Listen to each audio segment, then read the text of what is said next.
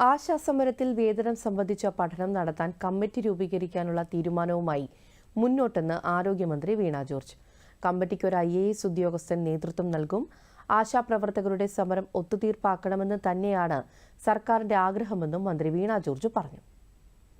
ആവശ്യപ്പെട്ടിട്ടുള്ളതും ഞാൻ നടത്തിയ 3 മീറ്റിംഗിലും അതോടൊപ്പം സ്റ്റേറ്റ് മിഷൻ നടത്തിയ 2 മീറ്റിംഗിലും ഇക്കാര്യം തന്നെയാണ് ആവശ്യപ്പെട്ടിട്ടുള്ളത്. ഇന്ന് ബഹുമാന്യനായിട്ടുള്ള തൊഴിൽ വകുപ്പ് മന്ത്രിയെ അവര് കണ്ടപ്പോൾ എന്താണ് പറഞ്ഞിട്ടുള്ളത് എന്നുള്ളത് അങ്ങനെ പറഞ്ഞിട്ടുണ്ടെങ്കിൽ നല്ല കാര്യം.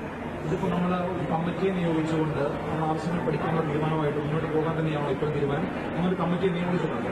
തീർച്ചയായിട്ടും നമ്മൾ ആ മീറ്റിംഗിൽ എടുത്ത തീരുമാനമാണല്ലോ, അതുമായി മുന്നോട്ട് പോകും.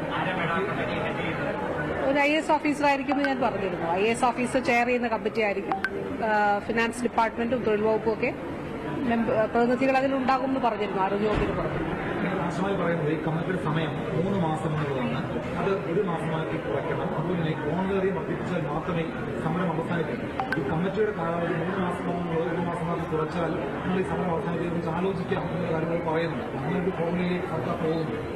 അല്ല, അവർ എന്നോട് പറഞ്ഞ കാര്യങ്ങൾ മാത്രമേ എനിക്ക് അറിയുള്ളൂ. അപ്പോ നമ്മൾ ഈ കമ്മിറ്റിയുടെ സമയം ഇതിൽ തന്നെയാണ് പറഞ്ഞത്. 6 മാസം എന്നൊക്കെ പറഞ്ഞപ്പോൾ 3 മാസം എന്നുള്ളത് നമ്മൾ പറഞ്ഞു. ബാക്കി കാര്യങ്ങൾ എന്താണെന്ന് നോക്കട്ടെ. ഇത് അന്നെടുത്ത തീരുമാനങ്ങൾ കമ്മിറ്റി രൂപീകരിച്ച് മുന്നോട്ട് പോകും.